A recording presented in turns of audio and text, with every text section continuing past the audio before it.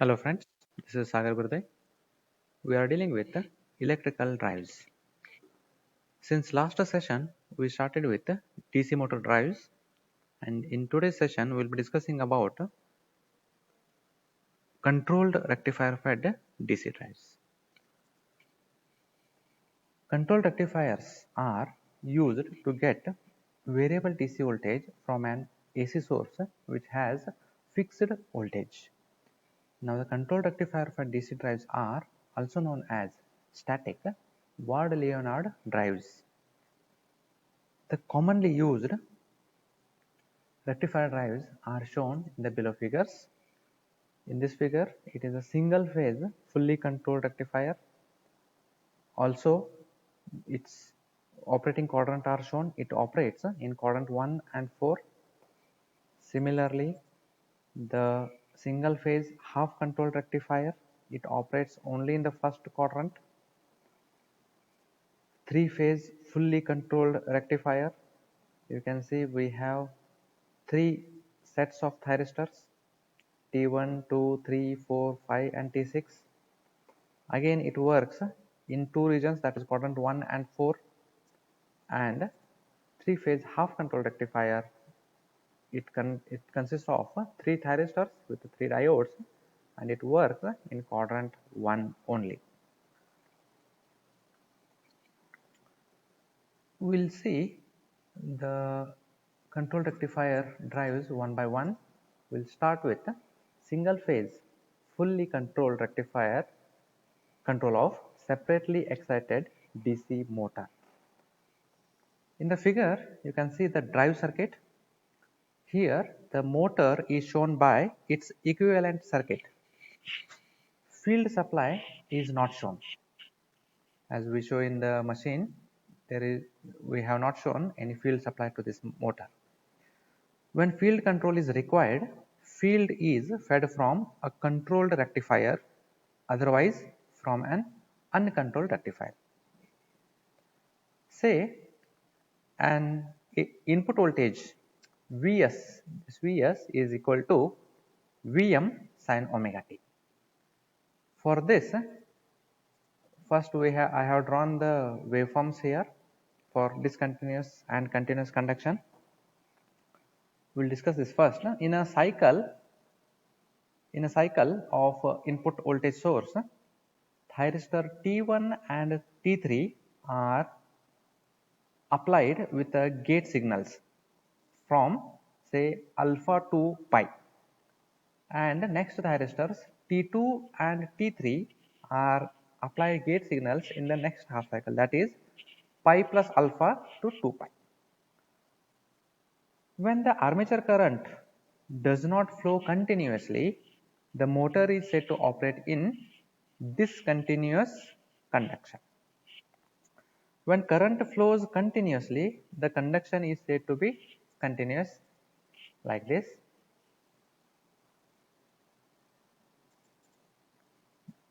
Discontinuous conduction has several modes of operation.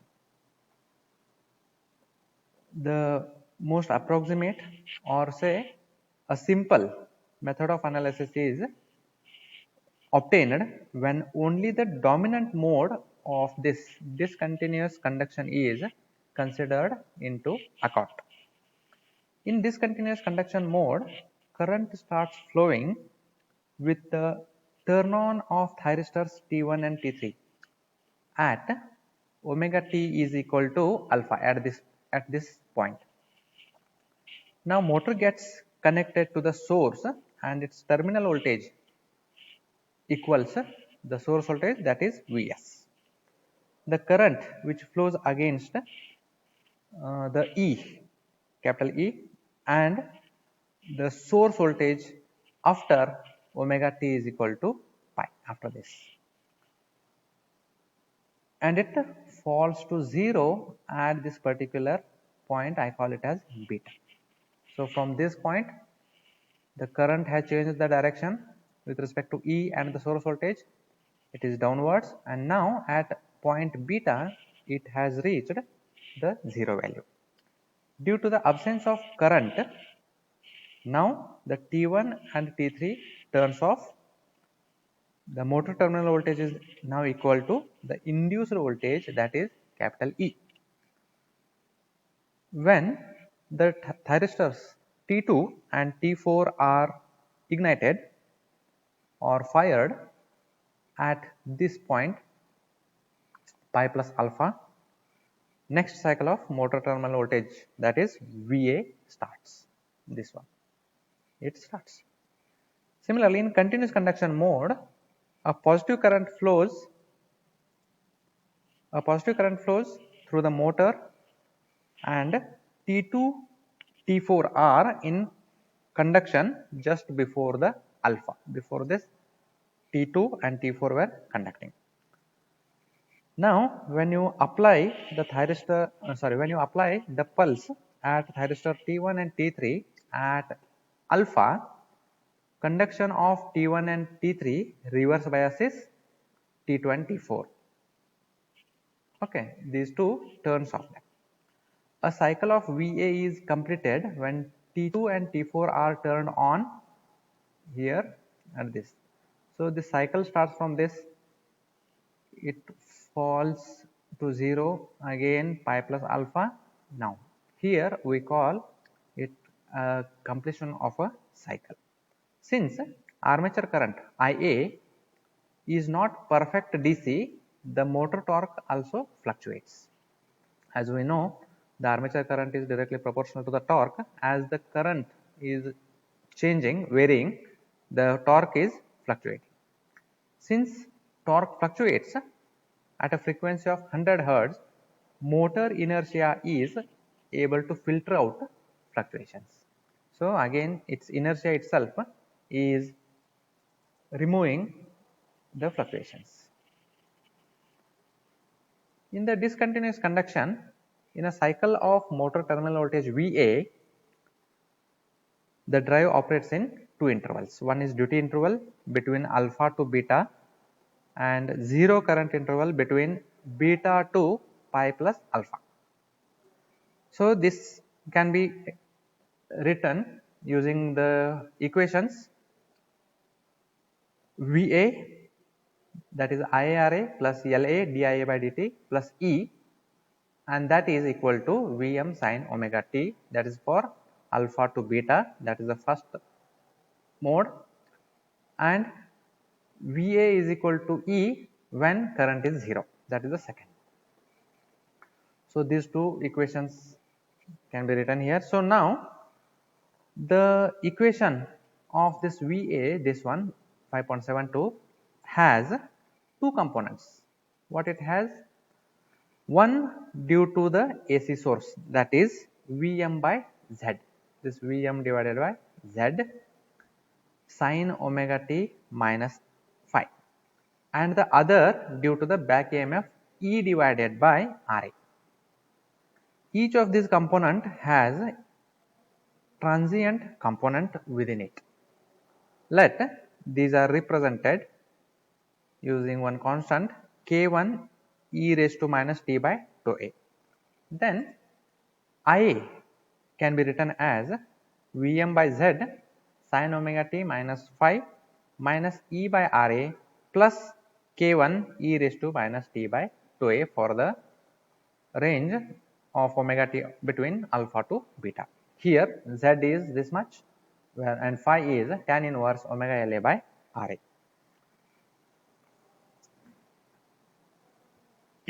And tau is given by La by Ra, that is armature circuit time constant. K1, this K1 can be evaluated when we apply the initial conditions to this equation, that is I of alpha is equal to 0. When you substitute this, we get I in this way: Vm by Z sin omega t minus phi minus sin alpha minus phi e raised to minus omega t minus alpha cos phi minus E by Ra 1 minus e raised to minus of omega t minus alpha cos alpha. Similarly, when we substitute I beta is equal to 0, we get this equation where Va is equal to E plus IRA from the back EMF of the equation. Now VA and IA are the DC components of armature voltage and current respectively. Therefore, VA can be written in this way: 1 by pi integration of alpha to beta Vm sin omega t d omega t plus integration of beta to alpha plus beta E d omega t, and that is written in this way. And armature current consists of DC component IA and harmonics. Therefore, when flux is constant, only DC component produces steady torque. Harmonics produce alternating torque components. The average value of that alternating torque is always 0. So omega m can be written using this equation: Vm cos alpha minus cos beta by k beta minus alpha minus pi Ra divided by k square beta minus alpha multiplied by t. Similarly, we can the omega mc, that is nothing but the boundary between continuous and discontinuous conduction, is reached when beta is pi plus alpha. When we substitute this pi plus alpha in equation of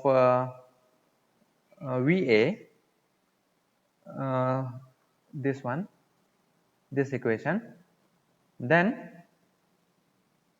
it gives the critical value of speed, that is omega mc, that is given by this equation. Next, the continuous conduction.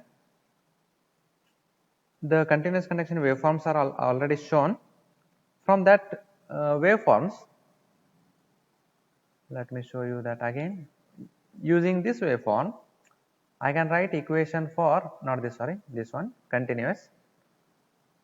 I can write the equation for VA as 1 by pi alpha to pi plus alpha Vm sin omega t d omega t minus, that is equal to 2 Vm divided by pi cos alpha. Similarly, for referring the previous equations for VA and omega m can be written as 2 Vm by pi k cos alpha minus Ra by k square t. The speed torque curves can be for the drive can be shown with this figure. The ideal no load operation is obtained when Ia is equal to 0. When both thyristor pairs, that is T1 and T3 and T2, T4 fail to fire, Ia, that is armature current, will be 0. This will happen when the induced EMF is greater than the source voltage throughout the period for which firing pulses are present. Therefore, when alpha is less than pi by 2, the induced EMF E should be greater or equal to minimum Vm. And when alpha is greater than pi by 2, E should be greater than or equal to Vm sin omega t. The speed torque characteristics of single phase fully controlled rectifier fed DC separately excited motor are shown in this figure. You can see at different values of alpha, the speed torque characteristics are drawn. This is at alpha equal to 0, when alpha is equal to 60, alpha is equal to 90 degrees, when alpha is equal to 120 degree, when alpha is 160 degree.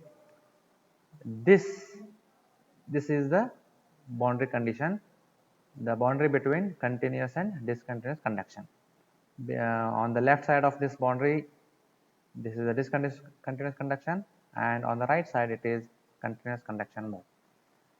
Now this TR stands the rated torque. In the next session, we will be discussing about the half controlled rectifier fed DC separately excited motor. Thank you.